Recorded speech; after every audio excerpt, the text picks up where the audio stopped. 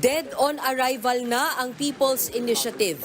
Yan ang sabi ni Senator Amy Marcos matapos sabihin ni Pangulong Bongbong Marcos na dapat Senado ang manguna sa usapin ng charter change o pag-amyenda ng saligang batas. Pero nalalabnawan ang senadora sa inihaing resolusyon kahapon. Grabe, no? Ang ingay na nito, no? Kasi re-electionist to, eh. Kaya kailangan niya mag-ingay. Ni Senate President Big Subiri para isulong ang pag-amyenda sa economic provisions ng 1987 Constitution. Dati, nung hindi siya re-electionist, ang tahimik niya, di ba? Ayun, sobrang ingay niya. Bagamat nakasaad sa resolusyong inihain dito sa Senado na limitado lamang sa advertising, edukasyon at public services, sa ilalim ng economic provisions ang aamyendahan sa ating konstitusyon. Delikado pa rin para kay Senator Amy Marcos na baka magalaw daw ang political provisions sa oras na buksan ng ating saligang batas para sa charter change. Para kay Senator Amy, wala namang makakapigil sa kahit sinong mambabatas na magmungkahi ng pagbabago sa ibang probisyon ng batas oras na buksan ng usapin. Kinakabahan pa rin ako. It doesn't generate any confidence, at least on my part, that there will be a limitation to a mere 3 provisions. Baka masingitan na naman kami kasi hindi kami nag-iisip ng pasingit-singit, papuslit-puslit. Ay naku, nakaka-nervous talaga. Bilang kapatid ni Pangulong Bongbong Marcos, iba ang basa ni Senator Amy sa sinabi ni PBBM, kina Senate President Zubiri at House Speaker Martin Romualdez na pag-aralan ang charter change. Magalang na paraan daw yan ni Pangulong Marcos para sabihing tantanan na ang tsa-tsa. Kung ako yun, nasabon ng bonggang-bongga, may batok pa. Pero yung kapatid ko, iba style nun mas mabait yun. Grabe, no? Sobrang panlalaglag yung sa kapatid niya. Kung ako yun, may batok pa. Di para mo sinabing strong ka, mahina kapatid mo. Grabe. No? Kakaiba rin itong kapatid na to, no? Kung alam mong pakinggan, pag sinabi sa'yo, pag-aralan natin, ibig sabihin, wag muna, tigilan muna yan. Sino po sana yung bonggang-bongga niyo pong sasabonin na may batok pa? Siyempre, sa Congress, kakausap, hindi ko naman babatukan, si Speaker naman. Kung sana, kung galing ba kay Speaker, kung galing kung kanino dyan sa liderato ng Congress, tigilan muna yan, tutok muna tayo sa problema ng tao. Ano kayang maganda sa sinasabi niya, no? Hindi, maganda sandali, linawin ko. Maganda yung sinasabi niya. May punto naman siya sa sinasabi niya. Kaya lang, ano kaya maitutulong yan, ano? Kasing ingay niya eh. Sorry pero hindi ako nadadala doon sa ingay niya eh. I mean, okay lang mag-ingay kung vlogger ka. Kasi wala ka naman talaga magagawa kung hindi mag-ingay. Wala ka naman magagawa kung hindi dito sa YouTube, Facebook. Yun lang ang pwede mong gawin. Media. Oh. Pero kung ikaw ay isang senador, kapatid ng presidente, tas puro ka daldal.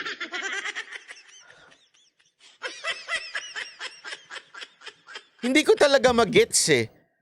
Ano ka? Pinalayas ka na ba sa bahay nyo?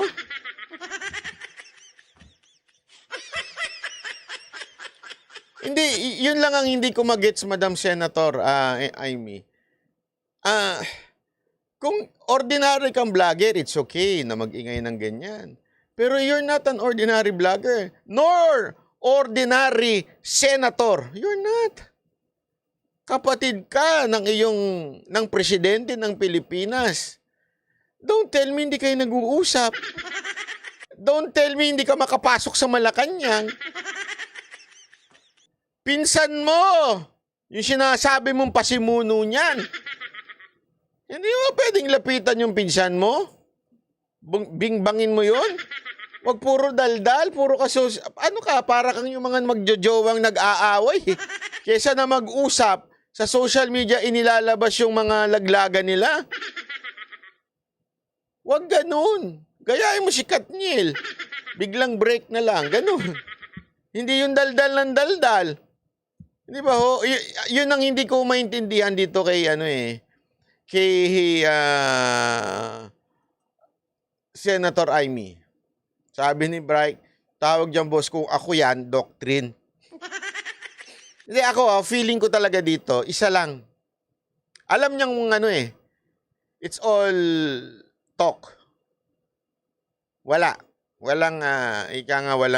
walang timbang, 'di ba? It's all talk. And yet, bakit niya ginagawa? Re-electionist siya, yun lang.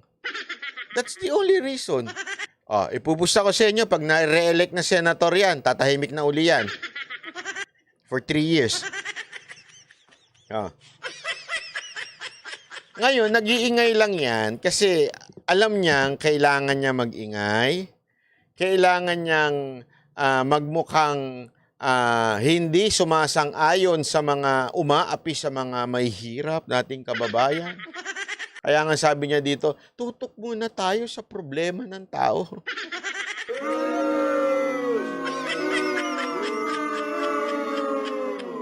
Madam, again, baka sasabihin na naman ng mga bobong lipunan fanatics, sasabihin na naman nila, bakit ba ikaw din naman, maingay kayo naman, puro ay man dalda. Gunggong, vlogger ako eh. Nasa media pa, nasa ano pa tayo, nasa ilang pahayagan pa. So, ibig pong sabihin, ito lang po ang maaari nating gawin. Itong si Senator Amy, kapatid ho siya eh. Senador pa ho siya. Pinsan pa ho siya nung Senate President. Kaya niyang gumalaw. Bakit di siya gumagalaw? Puro talk. Anong ibig sabihin nun? Puro talk ka lang. Di ba?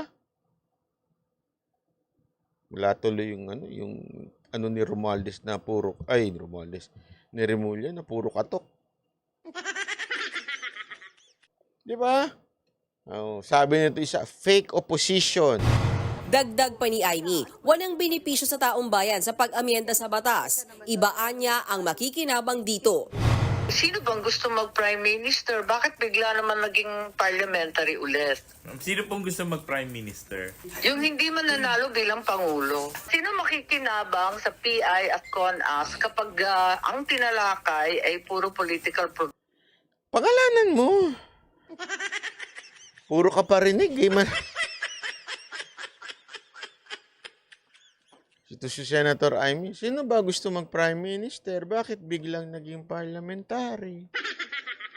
Sino ba yung Prime Minister yung di manalo bilang ba't tayo mo pangalanan si Romualdez?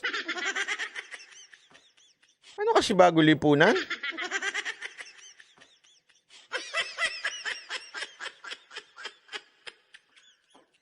Ay nako, diretsuin na. Visions.